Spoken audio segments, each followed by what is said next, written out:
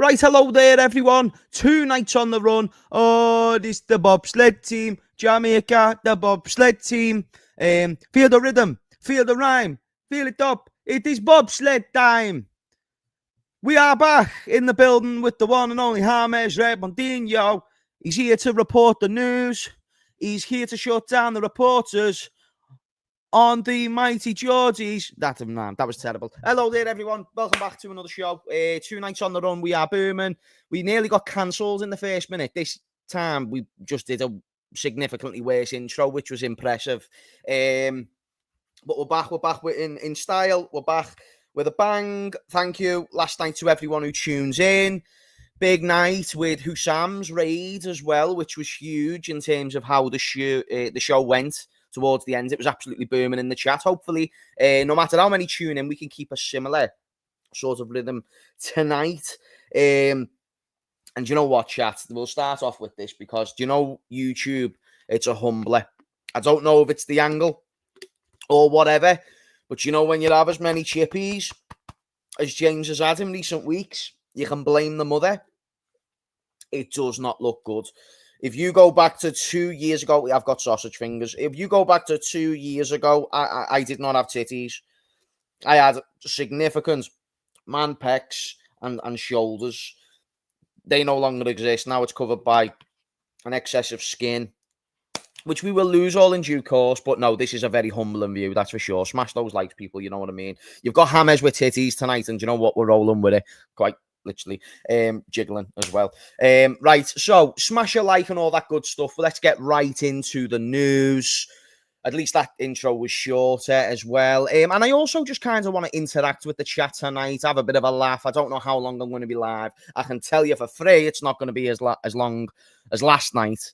You're damn right, babe. Yeah? You're damn right. You're damn right. Pause. I did just call you babe. I lent into the joke. It was one of those things. If that goes viral, it's going to look sus. It is what it is. Janov, you're the type of bro that a bro needs. You know what I'm saying? We love titties. We do love titties, but we don't love the type of titties that I'm talking about at the moment. You know, because, you know, we're all titty lovers, I'm sure, but we don't want men breasticles, if you will. And I don't think girls want them either. But, you know, if they want to help you cope, then maybe they say they do. Big up Noah. Big up Noah. Big up Noah. Where's Noah? I'm not Noah, but big up Noah. James, you're not fat, just solid, me brother. No, I am solid, and I hide it well in my body. But, you know, when you're looking at the screen, and you see the chubby cheeks, it is a little bit... it's giving Aaron and the Chipmunk vibes, that's for sure. But we do roll with it. Big up to Texas Dave, my absolute G. Jamie, I'm a machine. I'm a machine, Jamie. Jamie, if you've got time, feel free to jump on. I'm more than happy to send you the link. But if you are busy with the kids and you're wanting to chill, then by all means, mate, you chill. In the meantime, chat, have you got any questions for me? Let's dialogue this. Guehi, Isak, anything as well. I'll start starring some of the best questions in the chat as well, because I feel like that'll get us further. Because tonight I do want to talk about a little bit more about the Isak, because, again, I'm not going to give you anything different to what I gave you yesterday. So yesterday I told you about my opinion. I think it's still going to happen. I think it's going to be after the game. So I'm not really looking to answer and re-answer all those questions again. I don't mind doing it one by one, just not in one big compilation almost. Guehi, I'm happy to talk more about, because we never spoke about him much yesterday. We do also have Arsenal to talk about, but I'm ideally wanting to save that for the end. Jay did just asked about them now, so... In fact, no, this is nothing to do with the game, no. Jay, Arsenal have mastered rattling our fans, basically. Like, Jamie, don't even worry about it, brother. Don't worry, we can do it another time. Big up to Jamie. Subscribe to Jamie Phillips' chat. He's in bed. He's having a laugh. He's having a belter. Sit back and enjoy Jezza. Thoughts on Arsenal, Robin, our song. So the song Robin, for those who don't know, the Ebe Eze tune has been released, and it was already kind of confirmed that they were going to rob the Luis Diaz song, but they've officially done it. And I'm not going to lie to you, I'm not even rattled no more, because this is their thing. The only thing I'm going to say to any Arsenal fans out there now, you can't call Scousers robbing bastards no more, because yous have robbed all of our songs, you absolute mushrooms. Leg it. And to be fair, you know, despite a good performance today, you will never ever have any originality to you whatsoever. You will always be bums. You will be bums who take songs and make them worse. And you know what? It doesn't even match up as well as the Luis Diaz song. You have no creativity. You have a whole city to add legacy towards your musical industry, and Liverpool still surpass you by thousands. And if anyone from London sitting here and denies the statement that I've just said, I'm very apologetic. In no ways. Liverpool absolutely shit all over London in every sense of the word when it comes to tunes, when it comes to musical historicity, when it comes to musical achievements, when it comes to hitting the map. The Beatles done that by themselves. It is far bigger than the 5 biggest bands put together ever coming out of London. So relax yourselves before you start comparing your musical history to ours. Now let's talk about football fandom. Let's talk about the songs. Yous are absolute bums. Yous create the worst version of things ever. Yous have got that Jag Arsenal tune that yous walk out to, trying to replicate the walk alone feeling because Mikel Arteta's inspired by the things he eats most. And it's terrible. It's absolutely abysmal. It doesn't make you no stronger at home whatsoever. It actually just makes the other team more confident because of how gimpy the song is. That's my first point. Then you go and take the Diaz tune, and you don't even put the right amount of syllables. Oh my God, you don't even do the right amount of syllables. Mikel Arteta this, and he said, wow, scoring goals. He's a gooner now. Oh my God, it's the worst thing ever. And if you're an Arsenal fan, you should be shameless. Ashamed of yourself, you shameless fool. Big up to Space Cowboy, Original Plastics, mate. They done it with LA songs too. You are not wrong. They want to play like Pep City and want to support like us. They're just basically everyone's aftertaste. And do you know what? I suppose in that sense, they have structurally created a systematic approach to finishing second because they take everyone else's song. They're always second to that. They're always second to wanting to be like City. So, and they were second to us to the league last year. So I suppose we can just keep dunking on these Arsenal fools, yeah? You keep enjoying your 5-0 win against relegation fodder. You just have the Beatles come on, James London lead musical in the country. That is absolutely nuts. That is absolutely nuts in every sense of the word. And you know what? Even if we did only have the Beatles, if you were actually correct on that statement, which is just completely false, we would still shit. I said it before. We would still shit on your 5 biggest musicians of all time. And I'm not being funny, right? To even try and compare London's musical historicity and legacy to Liverpool's is just absolutely nuts to me, to be honest with you. Honestly, it is crazy. Anyway, let's just stop. Chat, we ignore stupid people. We ignore stupid people. I'm only joking, Aki. You're not stupid. You're just not well educated in many ways. And if you feel patronised by that, that's by design. James, did you use your work for taxis? Wait, did you used to work for taxis by any chance? Mumbo, I can't lie. Nah, never been a Delta driver. Never done the Ubers. Just chilled, mate. Always been a YouTuber. I'm a support worker at the moment. I work with autistic young people. And what else have I done before? I've worked as a charity fundraiser. I used to knock on doors for homeless charities. What else have I done? I've done all sorts. I've been a support worker for people who are hard of hearing, deaf. I don't know why they actually said it was hard of hearing, because even the lad that I worked with, he just called himself deaf. You know what I mean? But it was like supposed to be the politically correct term. It's like they're still capable. They just can't hear things. Or sometimes they can hear things quietly.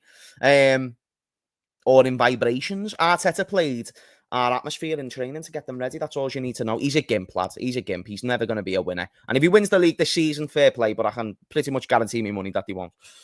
People can say that's coping. I've got no evidence to say what I've just said is wrong. I'm just hashtag just saying. Future Nexus, thanks for the super chats here.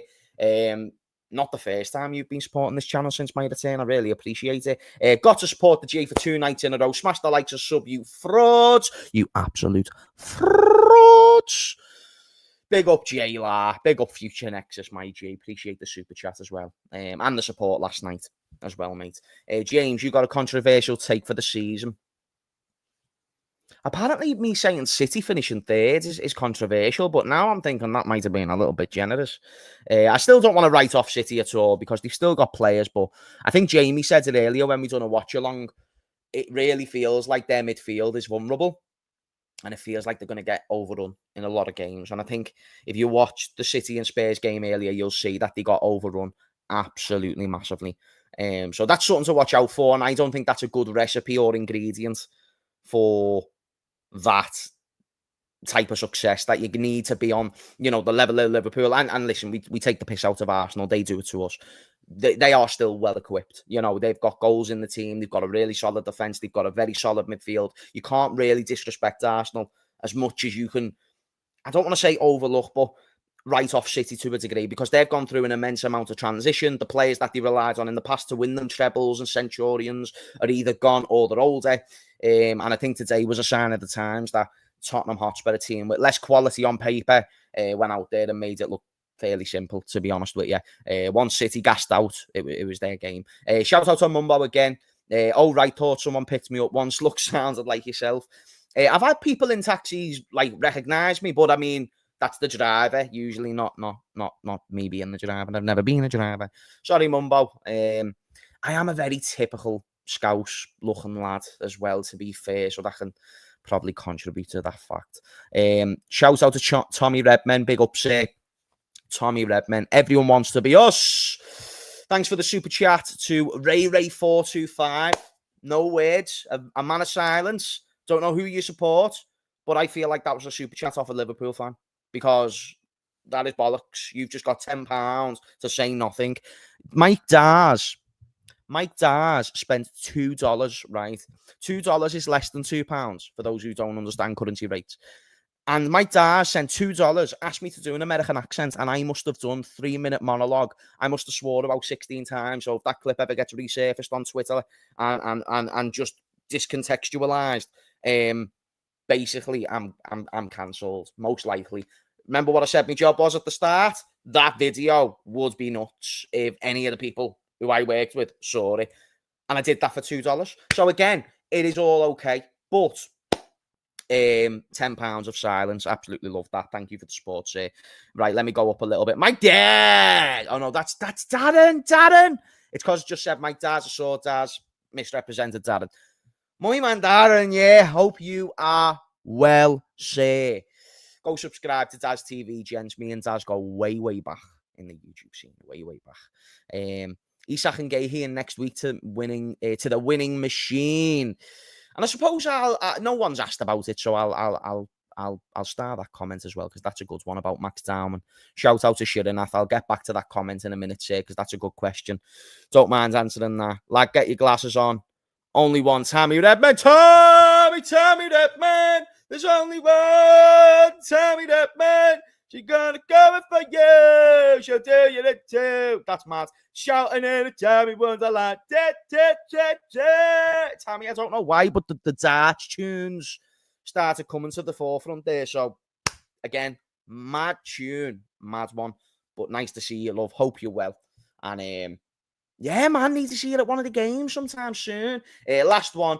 We've got don't tell me Newcastle supporters aren't sound. You can see that he's a little bit pissed off with me because it was 79 pence. But it was enough to be like, do you know what? You're getting some of me dough today, lad. Do you know what I mean? You might have thought 79p could have meant abuse. I'm joking. Samuel, you are a hero, sir. Speaking on the Isak and Guehi stuff then, and I'll start today. I'll start on the Isak stuff. Where are we? And then I'm just going to be done with the Isak stuff fairly quickly. So Isak, it's boring. I know. Everyone's tired. I know. It's less encouraging by the day. I know. It's the same as yesterday. It was the same as last week. It was the same as all times. Once that first big bid was rejected, and has since been the only bid that we know of that has been put on the table for Alexander Isak, the 110 million bid with add-ons. A record-breaking bid, by the way, which is abusively bullying Newcastle. According to some really stupid people on Twitter. Basically, we're at a point now where that is all the same. We've had that bid rejected. If there has been any other bids, we don't exactly know of it. And right now, we're just waiting for the perfect moment to bid again. That perfect moment quite clearly indicates to be after the Newcastle game on Monday. So expect a bid Tuesday or Wednesday. Some sources on Twitter today I've talked about that. Indy Kayla mentioned this weeks ago, though. So anyone that we're seeing confirm it today are just confirming what's already been confirmed.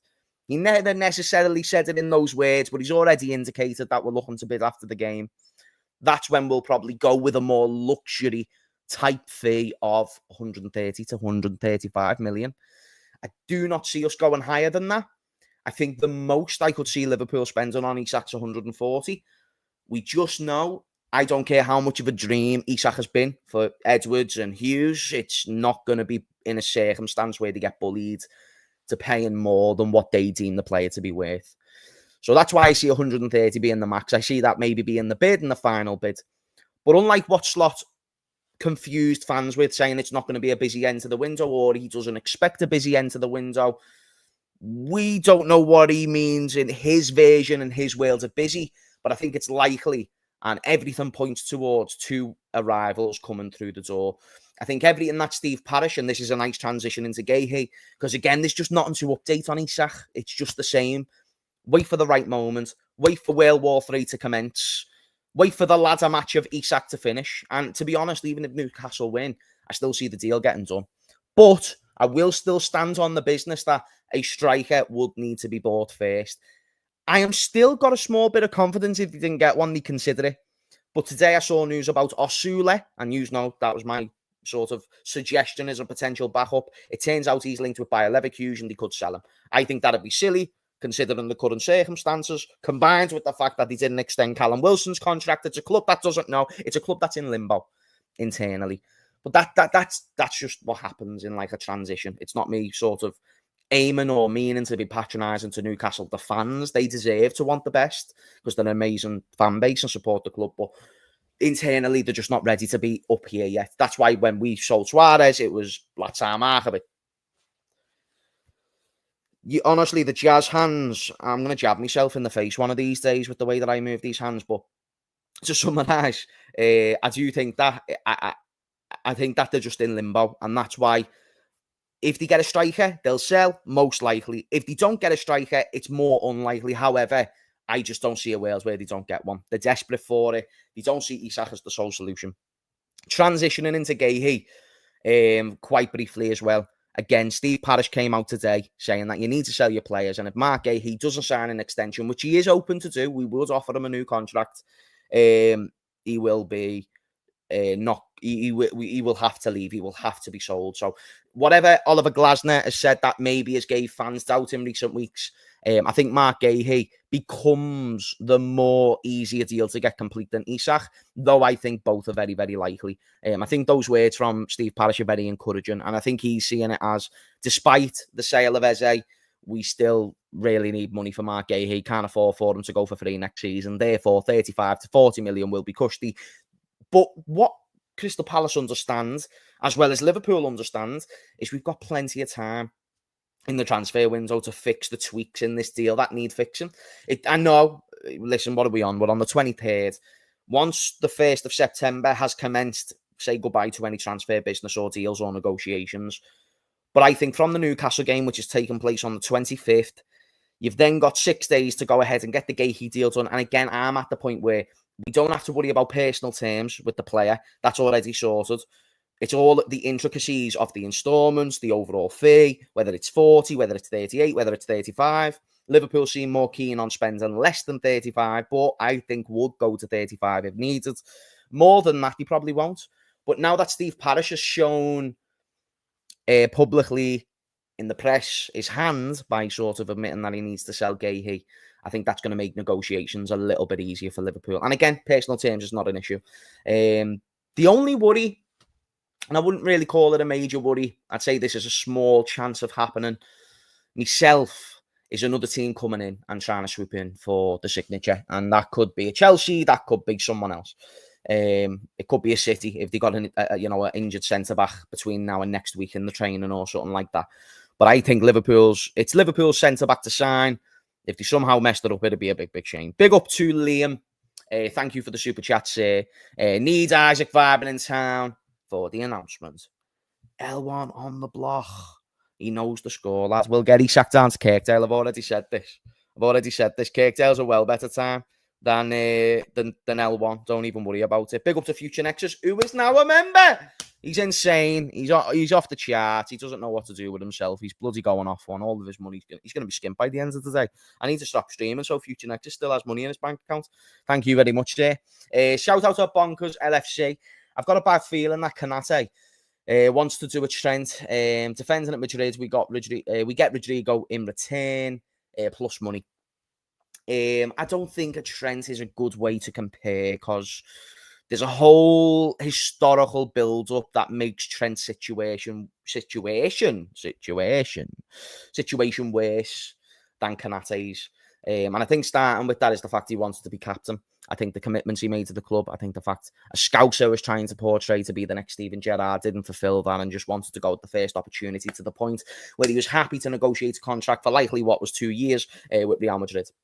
Don't think you can compare it. However, it's been known for a while that Konaté is discontent with the offer of Real Madrid and what they've proposed to him as a contract offer. Usually that's to do with not just the weekly wage, but the intricacies of the deal as well. So we're talking about the bonuses. We're talking about how achievable the bonuses are, how much the bonuses are. Again, you never know if this is an agent thing that's being driven. No matter how much money Liverpool offer, maybe it's just a no-go, because, again, Konaté's agent could be in his ear saying, listen, lads, we could go to Madrid and earn a big bag, and you're playing for Madrid. Konaté never grew up a Liverpool fan, so I have got no expectation for him to stay. And if you're going to ask me, chat, I'm very much on the boat that Konaté is deemed irreplaceable by Liverpool Football Club. And because one thing that would the most recent update was that Konaté was offered a new deal. Once he was offered that new deal, it just went silent. There was no accepting, there was no rejecting, silence, pure and utter. So for me, I think them considerations, the time that it's been since we offered him the contract, it does indicate to me some red flags when it comes to his motives to wanting to be a Liverpool player beyond this season. However, despite those motives, I hope that he's motivated for this season, because I think we can win the league with Konaté. I wouldn't sell him if the opportunity was presented. I'd much rather go into the season, give Guehi the opportunity, the chance to bed in if we get the deal done, and let Konaté stick. Also, Konaté sticking doesn't give us an immediate need or a rush to overpay for Guehi. So I know a lot of people are saying we need it done this summer, but Liverpool could create a scenario where we try and push for him for free next summer, because, again, there's not really a tier one club like Liverpool at the moment in the Premier League. City look like they're kind of all over the place. Chelsea don't seem to be in a desperate pursuit for a centre-back, but I am still conscious of their manager, Maresca, saying that a centre-back would be nice. So it's just something to watch out for. But yeah, Konaté, I think, 60% gone, maybe 70%, especially if this contract offer is not accepted, because I believe if it's not, Liverpool might start to look to either let him through the door or just accept that he's not going to be here beyond next season. And that tells me you get Guehi in immediately and start embedding him as the first choice centre-back. And that kind of solves that tough transition that we all anticipated with Trent. And yeah, we'll see. Big up to, but I've just read out a bonkers comment. Shout out to, in fact, I need to scroll all the way down. Right, let me give a few shout outs, because I haven't shouted out some people. Big up to Ikram Nordine. You are my guy. Enchanted's got a bit of a chunky message here, so let's read. James, have you seen how much Isak is worth on transfer market site? Get it on, lads. See how much we've already bid over the odds for Isak. Newcastle are clowning around for 150 million. Get it in for 105. Yeah, of course. I know that transfer value will have it lower, because that's the actual value that they're saying. We won't need to pay 150, I agree. I think it's going to be significantly less than 150 that's going to be needed. Don't you worry, chat. Don't you worry. Shout out to Space Cowboy. Yeehaw! You know, sometimes I just think you don't do jokes when they're not funny. You don't. You just carry on with the football talk. Stop overdoing it. People will dislike your face forever. Relax. You're not having to be funny all the time. Amen. Shout out to Space Cowboy. Elise next summer. Was that a voice break? Chat, have I just dropped my bollocks at the age of 24? Bid 2-4. Chat, is my bollocks just dropped? Should we try this one more time with a little bit of consistency, please? Heard talk of release clause that will be activated or something like that, right? So yeah, I've heard of the same. I actually want to just do a little bit of digging on this Elise talk, because I'm telling you now, chat, it is very, very enticing, right? Let me give it a yeehaw while you're waiting. Yeehaw! Right, so Gemini, give me the answers. Cause Elise. In fact, no, let me re-ask that question. Is there indications Elise joins Liverpool or joins the Premier League next summer? I only use this just to make sure that I've got any additional information that I miss out. What I know at the moment, and this is outside of what I've just asked ChatGPT, again, that's just to find up all the details, the ins, the outs and stuff. What I understand, I've read from Bayern Space, Bayern Munich, so it's a big complicated thing. So Bayern Munich, in a summary, are having a big overhaul change in their model. So we know they've gone for like big names. They've tried to compete with the likes of Premier League teams, Real Madrid, Barcelona. Barcelona again. They've had a really interesting financial situation.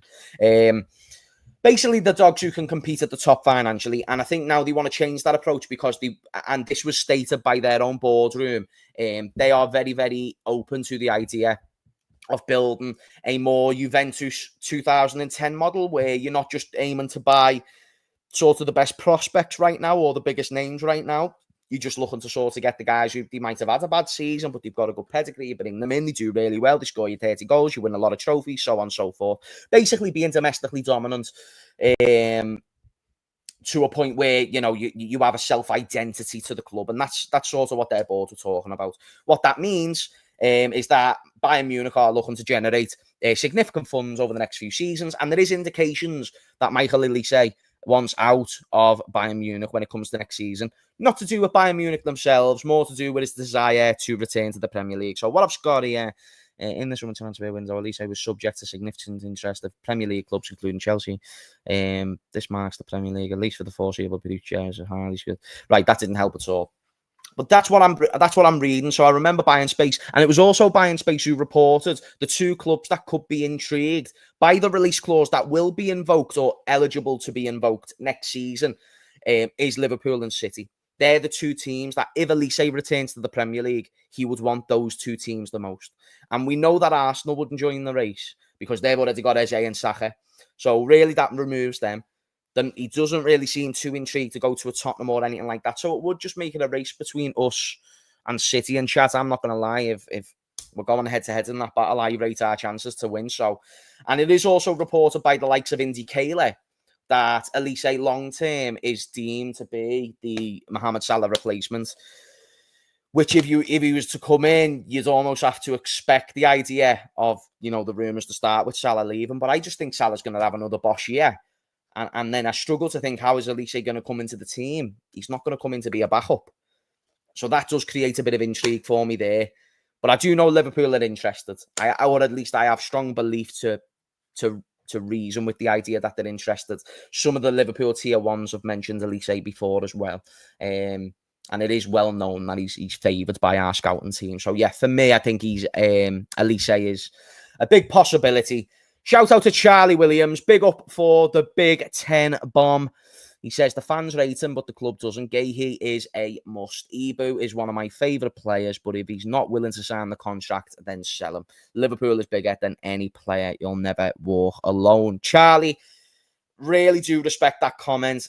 Completely understand your perspective. To offer you a bit of a different one, this is why by the fans don't rate him. I think you're referencing Liverpool fans recently not rating Konate. I think I do rate Konate. I think he's world class. I do think he has holes in his game, and he always has done. But there's a certain presence about Konate which can't be overlooked when it comes to playing against teams like Newcastle coming up or Arsenal the week after. Konate's huge, and he has got intelligence to his game. He's got physical attributes that are more impressive than most. But he does have a blunder, and I think we saw the blunder in the most recent game, which is the main reason why most people are accepting the idea of him leaving. I'm not. I've just took the package of his time at Liverpool, and I don't deem him as irreplaceable. And I think the club see him the same way.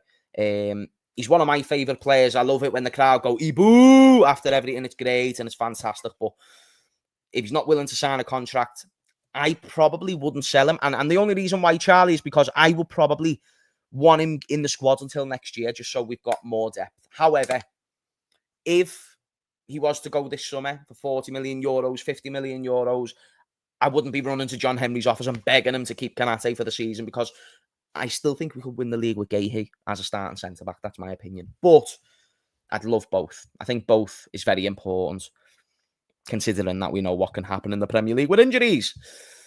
And also, you look at Arsenal, they've got, Mosquera, who's, he's a relatively rated, decent centre-back, and he's a backup. He's a willing backup to the likes of Saliba and stuff like that. So Arsenal are preparing for the worst-case scenario of injuries, and you will notice they've got a couple of injuries today. With the right depth, like Eze, that was a perfect time to bring him in, because despite Havertz getting injured, Eze coming in now can replace Odegaard, who's injured. And if Saka's out injured, then you've just bought in Madueke and you've still got Martinelli. And they've got no real need to sell players. So again, you've still got a core part of the Arsenal squad that's been pushed to win the league over recent years, plus the dream signings of Eze and Gyökeres and Glocheres and all these players. So Arsenal are in a good position this year. And I think Liverpool needs to strive to be in a good place in both first choice and backup. And that's why I think Guehi would be great, along with Konate. And if I only get 1 year of that, fine. If I get 1 year of Virgil, Konate, Guehi, and Leone, and Gomez, oh my God, I'm singing lullabies till I go to bed. That is unbelievable. And I'm ordering myself a strawberry milkshake, because my milkshake bring on the push to the y'all. Pause. Not a bad replacement by any means, though. Space Cowboy, I absolutely agree. Big up to Cameron. Hope you are well, sir. Big up to Sam. He says Konate in big game shows up differently. I agree. And that's another factor to Konate's game. In big games, he's up for it and stuff like that. Absolutely agree. Gran Lou. He says he's carried by Big Virgil. I think anybody who plays next to Virgil is going to be that. And I also think that's a reason why he wants to leave. In fact, we've saw one of the reasons why Konate might want to leave. Because everyone thinks he's a bit shit by himself, and he's not. He is better with Virgil, but anyone is. And I think what Konate doesn't like is the idea of being remembered as the number 2, But I would always say, focus on being the Vidic to the Ferdinand. Ferdinand was British, he was quick, he was everything. He had the look, he had everything, he had the braids. And that's what the media talk about. But Vidic was just doing his business silently and getting player of the seasons. And I have no doubt if Konate put in the work, he could do the same. Not to mention Virgil's not, at least you'd hope, if you were Konate, based on, starting to be the best centre-back, you'd assume Virgil doesn't have that long left in the game anyway, but I don't know. My personal beliefs are Virgil can keep it kicking for a while, to be honest with you, chap, but that's just me. Camel Hoof. We've got to keep Salah in the team till he breaks the record. Surely in a few years, do you reckon people will give Salah his flowers in respect to the top 2-3 players in the league ever? I swear to God, how many goals is Salah off the top goal scoring spot in the Premier League? Because chat, I swear it's only a couple. Top goal scorers all time. Because I swear it's only like, is it 90 goals or something like that? What is it? So right, Salah's on 187. Alan Shearer's on 260. Oh, please do good maths, James. Do good maths. 73? Oh, I think that's wrong. 97. No, chat, what is it? What's the difference between that? 260 and 187. Is it 73? Is it 63? Me maths is terrible. I failed maths. It was actually bad. It was a really poor time. 73, I was right. So, 73 goals over... Think about it. He's got 2 seasons left. If he was to score... Chat, how many goals would he need to score in the next 2 seasons? Half it. So, like... He's 73 goals behind. Give him 1 more year and he'd do it. If he has 3 more seasons, I think he breaks it. Because he's not in desperate need. But 73 is a lot, though. You know what I mean? I'm trying to cope, but I don't know if I can do it. Match genius, you mate. Shut up, Sam. You muppet. 37 goals a season. Oh. He never even got that last year, though, did he? In fact, right there. How many goals did Salah get last year?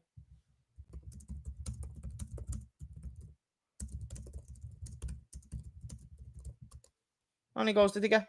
25. Yeah, not going to lie. Peak times for Salah. He probably needs about 4 years. 4 years. And you know what? He probably could do it. But does the club give him 4 years? Do you know what I mean? That's the question. But don't doubt him. If you dare. Shout out to Charlie. Thank you again, mate, for the continued support. Another super chat. Really appreciate it. He says, Salah plays for another season and leaves next summer. Elise works well for us. If we leave, if we have Gakpo, Isak, Elise, we will be brilliant. And I do agree with this. Chat, I don't know how the Wi-Fi is looking. The Wi-Fi thing just came up. Just let me know how I'm going. Is the stream okay? Is it in fine condition? Incoming stream, James, Saeed, Expressions, and Troops. That would be an all-star show. That's probably something I'd need to look into organising very soon for sure. Stream sound, lads. Happy days, happy days. Looks good. I thought we should get Isak and let Guehi come to the club next season for free. You leave a lot of risk by letting a player stick for free, but I don't think, based on what I've read, Guehi would be so opposed to the idea of staying at for Crystal Palace for one more season and then coming to Liverpool next year. But the worry with that is all the other teams who could come in for him between now and then, and that's the thing. I don't want that to happen. Nobody said Elise wants out. Who's reporting that? No one said that he absolutely is desperate to want out. My bad if I painted that picture. There's indications he's interested to a move to the Premier League. In fact, that's not true. Let me reword it. There's indications that there's going to be a release clause that's only going to be accessible to Premier League clubs, which makes me believe when he signed the contract with Bayern, he was open to an idea of one day going back to the Premier League. And the report was the other day by Bayern Space that there'll be a release clause, a specific release clause for Premier League clubs next summer, not this summer. It's not one that we can activate now, which means if that was to be activated, it would most likely be by Liverpool or City, which Indicator and Bayern Space have reported to be. So I'm sorry, I've probably misworded the way that's been reported. So yeah, release clause next season, only for Premier League clubs, going to be a decent price, likely City or Liverpool to activate it. You happy now? You're happy. You happy with me? Are you happy with me? You're killing me. You're really killing me. Hello, Jackie. Right, shout out to MIA, which I do all the time. I reckon Guehi would go to Chelsea if they're in for him. But that's you're only saying that because he's from London. I don't. I think he'd think about it. But I do think that Chelsea would be a prospect as well. But I think in his short term, he sees Liverpool as the one who's winning. We've just signed Verts, for fuck's sake. Do you know what I mean? Chelsea are doing really well, but come on. Too risky to wait a year for Guehi. Get him now or in January. I absolutely agree with Tammy here. Tammy, did I call you Tommy at the start of the stream, by the way? I think I've just clocked what I've done. Tammy, I called you Tommy at the start of the stream, didn't I? I've read that wrong. As you can see, goggles are not on. We are not in HD vision at the moment, love, so I do apologise. I agree with that. I think it's a big risk. Trying to wait till next year, I think it's a huge risk doing that. So yeah, don't do that. Get him now. If you're going to get him at all, we better get him because I'm invested. Chat, any more questions or queries or anything of such? Again, I wasn't trying to plan on making tonight too long. We've spoke about Elise, we've spoke about Guehi, we spoke about Isak. Have you got any other questions that you might be intrigued when it comes to the conditions of Liverpool Football Club? I've had a lot of free time this summer to research this shit, so I might just be able to help you out. You want any updates on players like Fofana, or do you want any play? You know what I'm saying? James Romano is here at your service. Canate to Real Madrid on a free. I don't mind. Liverpool do more than enough to generate player sales. I'm not too concerned if we lose a player that we're only going to get about 40 million if we sell him for anyway. Keep him. I'd rather win the league or increase your chances of winning the league with Canate in your team than sell him to Real Madrid for 40 million. When you're already making significant profit and have done for a very, very long time. It will not affect us in any way, shape or form. Yeah, that's just my opinion. I have no problem with Canate staying in the team. James, your thoughts on Liverpool doing a 7-0 versus? It's not happening, but listen, I will. If that happens, see these man boobies. See these man boobies. They're getting out and they're being jiggled all over the stream. If that happens, and that's a promise, right? Why did I say that's a promise? Oh my god. And they've lost Saka and Odegaard. We're still not going to win 7-0, though. Behave yourself. We're good, but come on. I want your team for Monday. You want my team for Monday? How about no? MFR. Johnny, stop trolling. Johnny's just a troll. He trolls all the time. Lovren was better than Canate. Prove me wrong. You're a mushroom, lad. You're a Darwin Núñez Glazer, and this is what Darwin Núñez Glazers say. Stop being subscribed to my channel, you freak.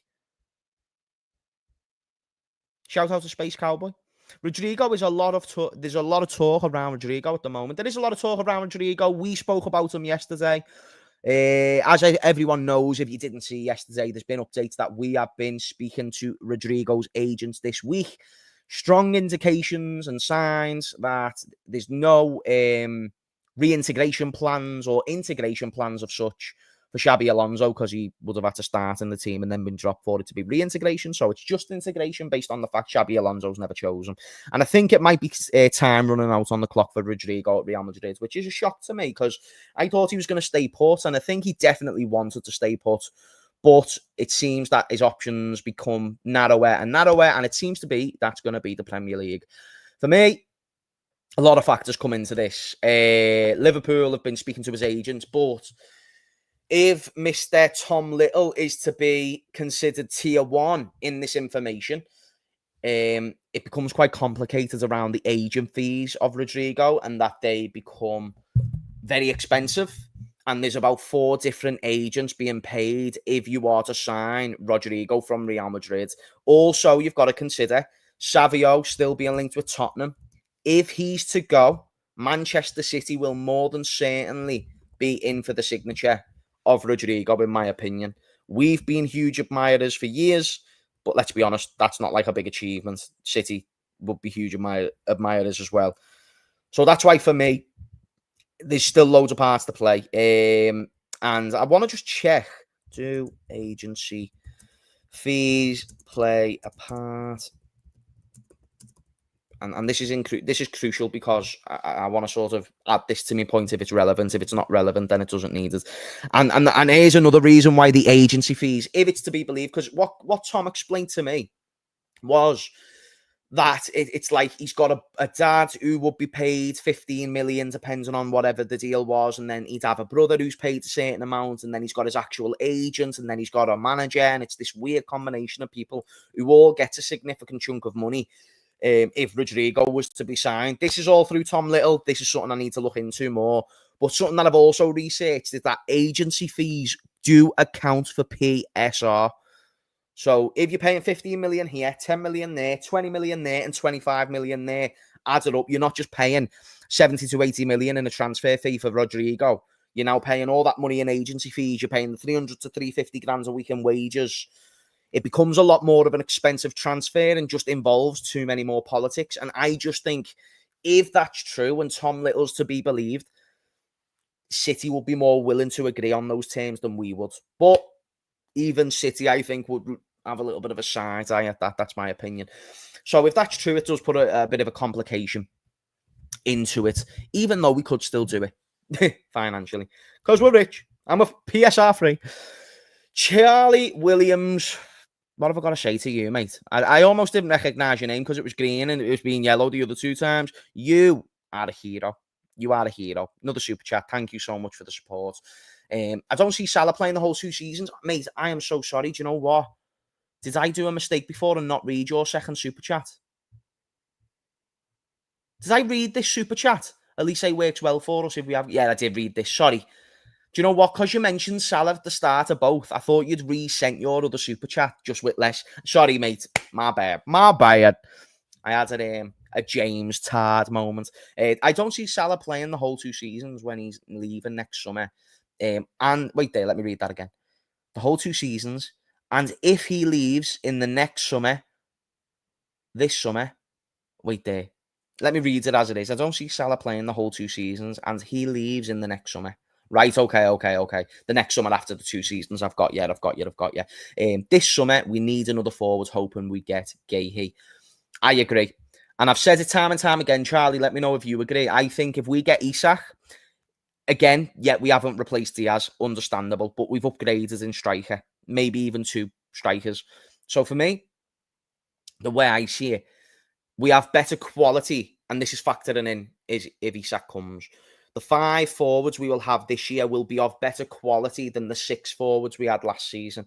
Though we had more depth last season, more quantity, the quality will be increased this season on the condition that we get Isak, which obviously is not officially done yet. Shout out to Enchanted Life Path. Big up to you, sir. Long time no see, Enchanted. I think Fofana looks like he can be as good as Rodrigo with his game. He is a burn up on top. I think he's more comparable to a like of Barcola. Can really do well at taking on players. Play well on both wings. In that way, he is similar to Rodrigo's versatility. And I also think you get Rodrigo for a quarter of the price. You've got a player who's desperate to play for Liverpool. And I think it's a player that we've been monitoring and we could get for a decent price. But I just think we still have more of the green, or we don't have all the green flags we need to fully pursue Fofana yet, unless we do fall short on a Rodrigo. I really do think this, chat, this is what I'm thinking. Liverpool are just sitting out. The experts of timing is Richard Hughes and it's Michael Edwards. The expert of good deals is Richard Hughes and Michael Edwards. Let me tell you this, and I'll give you this for free. These two are waiting for the perfect moment to pounce. They understand Steve Parish's desperation to let go of Guehi. They understand Newcastle will find it very, very difficult to turn down 130 million striker in or not. They understand what the end of this window is going to be. They understand they might have a chance to sign Rodrigo. They're going to look at the conditions of that deal. And do you know what? Despite what Tom said about the agency fees, do I see these meetings after what we've had apparently with Rodrigo's agent, according to the tier ones, do I see them now being finished? No, I don't. Not from what I've read. Seems like they're going to continue, as a matter of fact. So I feel like if what was Tom was saying was true, this can be the rebuttal that Liverpool don't seem to be asked by it. So even if it is true, it doesn't mean that it's a problem. It doesn't mean it's a hurdle. At least not in the appearance of Michael Edwards and Richard Hughes. So for me, let the boys cook in the final week. We've got a big game against Newcastle. There's a lot of politics building up into that. Let that commence. Let that side by. But according to the tier ones, Richard Hughes is at work. And that's, for me, enough to be excited for the end of the window. That's the way I see it. Shout out to Enchanted. He says, Fofana and Rio, I'd take Rio right now. If we had to promote by that age point, I'd only take Rodrigo over Rio now in our squad. That's why I think the left wing position's a bit more complicated than most people expect, because I also do deem, and I think Klopp deems, based on his press conference mention, I believe either prior or after Crystal Palace, briefly mentioning Ekitike as a left wing option, which is a current position that Jurgen Klopp, wow, going back to 2024, Arne Slot holds. I think he holds Ekitike in the eyes, mainly as a striker, but an alternate left winger who can play there or change there in games. So don't be surprised to be seeing him used in that position this season, because for me, it's a possibility.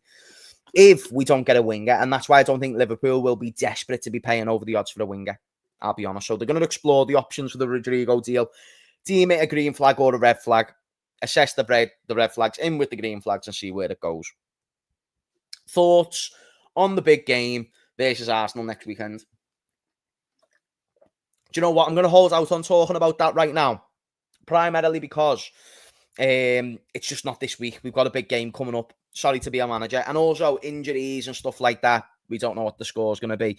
It seems that they're going to have two big losses, which is a shame, because if I wanted to beat Arsenal at their best. I wanted to beat them that way. But if it makes the game easier than anywhere, I don't know. I feel like it adds a bit of agency and a bit more narrative if we drop points. So, yeah, don't like the injuries at all. Obviously, on a human level, hope they get better as well. Never want to see that happen. James, do you rate Sobbo or not? I am a Sobbo glazer. Don't you dare ask me that question, Liam. I'm on his side. He's good and still can go up levels. Absolutely. No, so I'm a Sobbo glazer. He's got everything I want. Mentality, on the ball, off the ball, everything. He's a bit clunky at times, you know, but I think Gerrard said it best. And it doesn't mean he's like Gerrard in any way, because he's not. But if anyone reminds him of Gerrard said this: if anyone reminds me of me most in this team, it's probably Dominic Szoboszlai. And I agree with that. I really do. I think McAllister reminds me more of like a Xabi Alonso. Gravenberch is just like, who do you even compare Gravenberch to, guys? Like, he's just, because you can't call him Mascherano. You know what I mean? Like, he's a lot silkier than Mascherano's quality as well. Just two different players is the point that I'm making. Ekitike on the left sometimes makes sense. And if you look at his most crucial threatening positions, came from them left channels. So, again, I just think and have felt that he would be, you know, the idea isn't hated that he could play there next season. At times, not all the time. isn't that what pisses you off about him? No, Sobbo could be good, but he's so frustrating. No, not really. He does his job that he needs to do very well. He has frustrating moments, but like Salah has frustrating moments. The reason why we can't have a go at Salah is because he does his job times 10. And I think Szoboszlai, when you see some of the performances he put in terms of energy and a shift, I know it sounds like we're talking about Jordan Henderson all over again, but it's just a more technical version. I like Sobbo in the team. I think his mentality is top class. You know, when someone's just got that pedigree of being a leader for his country and being the captain, being adored, scoring big goals, having big moments. They haven't come as much in a Liverpool shirt, but he still had influential moments. And I think he's had a good start to the season. So I don't share the frustration other fans share with Sobbo. Sam, you are an absolute, you are an unintelligent waste of space individual with that opinion. Opinion. Shout out to Enchanted. Does anyone think Keith Ekatike was Torres against Burnley? He had the movements, hair colour, kept blending into Torres, his height, his run, etc. Against Burnley, do you mean against Bournemouth? Yeah. His movement's very similar to Torres and the celebration and everything else. It's not the worst comparison to make stylistically. I'm not going to lie to you. He just seems to be hungry for goals and he seems to find a way to make goals happen for him. Do you know what I mean? Johnny, you are smellier than the gutters that sit outside of my flat. How about that? You are a smelly bastard. Shut up. How about that? You're a muppet. And so is Sam. And now you two little bum buddies who are just going to gang up on the chat. And oh my God, look at us. We're mods. Oh my God. Oh my God. Look at me. Oh, Sam's a premium bum because he's been a premium bum for 21 months on this channel. What about you, Johnny? You're not a premium bum. You're just a bum. It's worse than a premium bum. You're just a standard bum. You're a bronze bum. When it comes to Sam, at least he's got a bit of silver in the cupboards. He's got a bit of gold. I'm not going to lie. Johnny, in fact, Sam, if I was you, I'd disregard Johnny as an associate. I would disregard Johnny's life as worthy when you see the fact he's just got a little spanner next to his name. You're 21 months gold standard bum cheeks, you lad. Sam, are you going to speak to a man who's just standard bum cheeks? He's just a bum. Anyway. Shout out to my man, Jay Canaz. Love that name. Is it an Eastern European name by any chance? Like Czech Republic, something like that, let me know. Probably chatting shit, aren't I? Shout out to George Pete, a name that I remember from yesterday. Big up to you, sir. Shit, me mic. Can you still hear me all right? I dropped my microphone. I dropped it.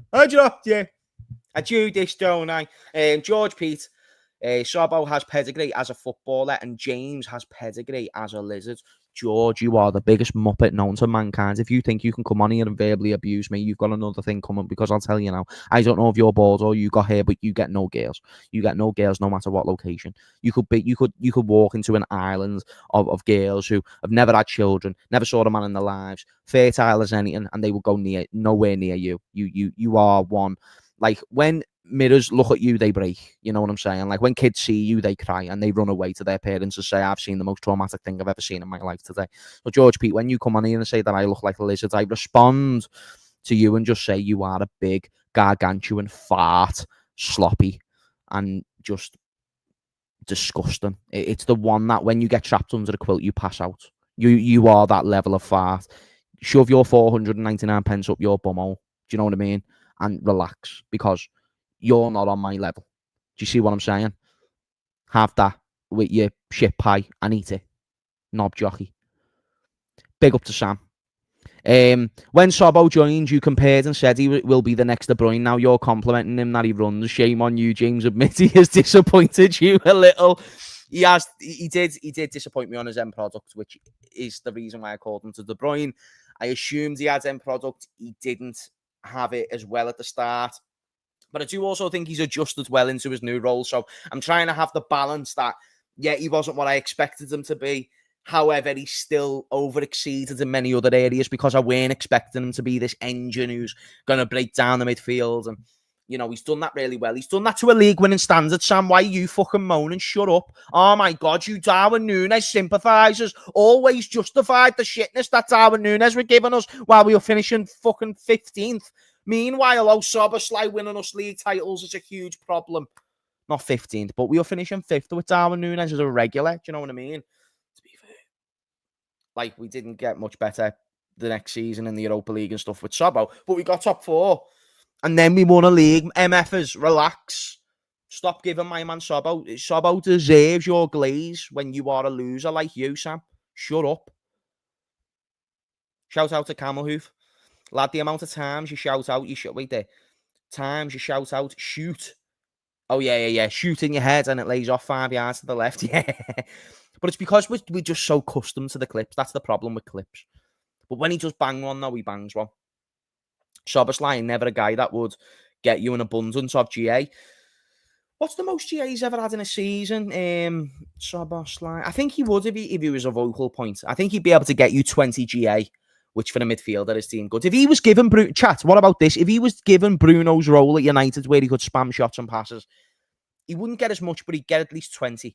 Szoboszlai, GA, most GA in a season. I want to know this. Because I think if you gave him a free license to score goals, he would. Exactly, this is what I mean. In the 1920 season for Leipzig, never mind, that was for Salzburg. So his top 3 seasons in 1920 for Salzburg, he got 12 goals and 16 assists. In 22-23, he got 10 goals and 13 assists. That was for Leipzig. And in 21-22, again for Leipzig, 10 goals and 8 assists. Szoboszlai, goals and assists for LFC. Let me see this. How many has he got for us? Because I don't think it's terrible. So he was averaging good numbers in those offensive positions, and he was given more of an offensive license in Leipzig. It's not been great for Liverpool, though. 23-24, he got 7 goals and 4 assists. Last season, 8 goals and 8 assists. How old is Szoboszlai? Because, guys, the data nerds will be looking at this. Because what we haven't realised as well, we bought Szoboszlai very young, and he's not in his peak yet. And I'm not going to lie, 16 GA in a team where you had Gakpo getting 20 GA, Diaz getting 20 GA, Salah getting 50 GA, Núñez getting 10 GA. God rest his soul, the legend himself, Diogo Jota, about 10 GA, 15 GA. For a midfielder to get 16 GA is very, very impressive for me. Very impressive. And with his age, you couldn't expect those numbers to go up. And chat, what we haven't realised yet with Sob, he's 24. On the metrics, that's when a player goes from here to here. That's when the trajectory goes this way. So for me, I think the best is yet to come of Sobo. I really, really do. 8 for the CM who plays as much in his own half as the opposition's isn't that bad, really. Exactly. This is why I think people give too much hate to Sobo and they create unrealistic expectations. Like, Gerrard had loads of great goal-scoring seasons, but there was seasons where Gerrard couldn't crack 16 GA. Do you know what I mean? Like, and that's because Gerrard played a multitude of roles, and Szoboszlai has already demonstrated not as much in a Liverpool shirt, but the time he was given license at Leipzig to go and roam and score goals, he was scoring goals, creating goals, getting 20 plus GA a season for Leipzig. Respectable. If you offered him a Bruno-type role at Liverpool, which would be, it's just an example. Don't take it literally because it wouldn't make sense in the Liverpool team. But if you did, he will probably go and get, 18 GA next season, 20 GA next season. He's 24. He's ready to break the typical data metric age of 24 where players go into the peak or at least just go up and up and up from here. Believe me, the best is yet to come from Szoboszlai. I am very, very convinced of that. And I'll sing it till the cow come home, motherfuckers. I may be underrating him slightly, but Macha, Grav is better. They're different. They're not better at what Sobo does. McAllister's the best across the 3. Fair play. Gravenberch is great at intercepting. He's great at getting the ball moved along. He's great at fitting in with the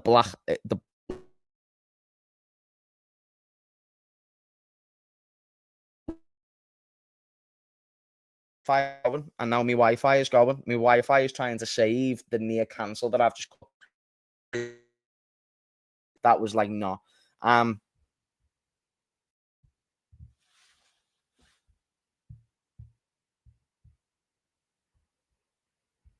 That is nuts. Is my Wi-Fi okay, by the way? It appears that I'm going on and off.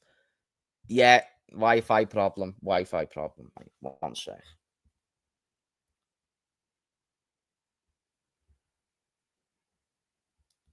I don't know. I'm back. Whoo!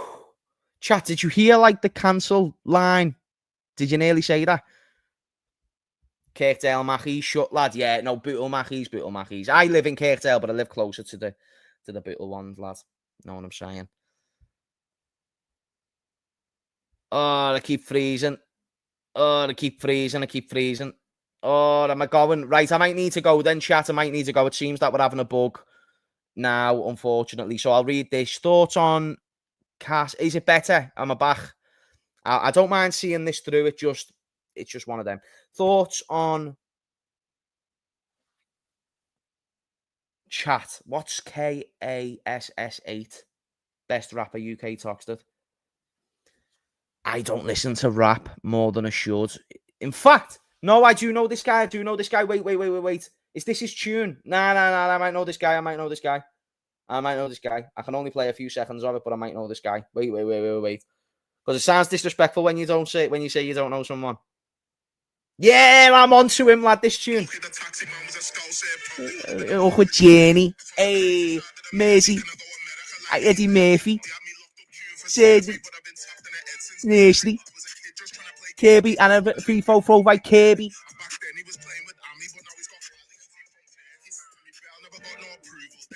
I'm don't eat noodles. Nah, I'm onto him, lad. He's heavy. Yeah. I just read it wrong because I had my football brain on and I was just like, oh, nah, lad, he's sick. Defo rate him. Stream copyrighted 100%. Shit.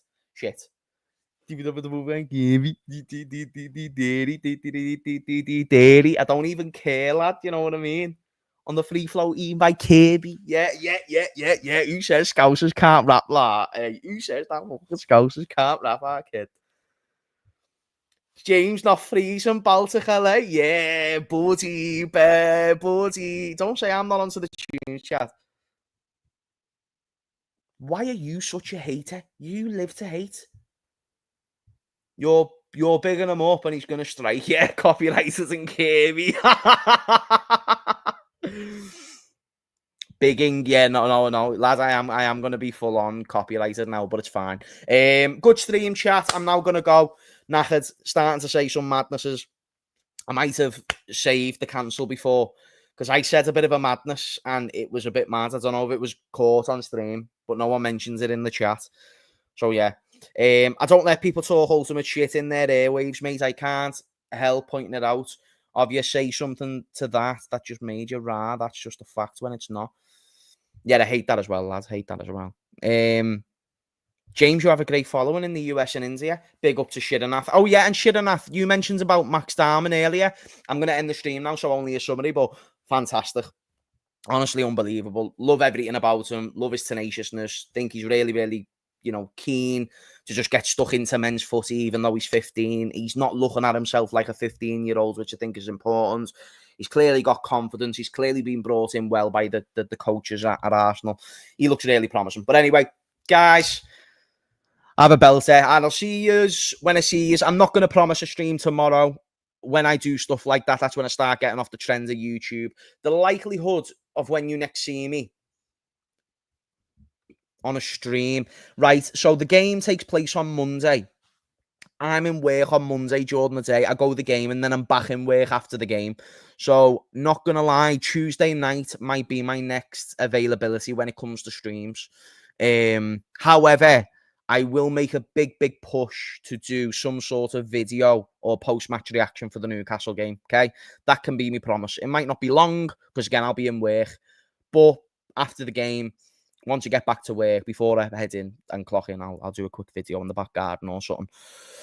And get that posted. So there's something after the Newcastle game. And then what I can promise is maybe a live stream Tuesday night. Is that cushy? Sounds. Anyway, big up the chat. Smash a like on your way out. Fuck off, Sam. Not bad. See you later. Love yous. Love you too, Sam. See you later. Have a good one, mate. Peace out. On the Free Flow by Kirby.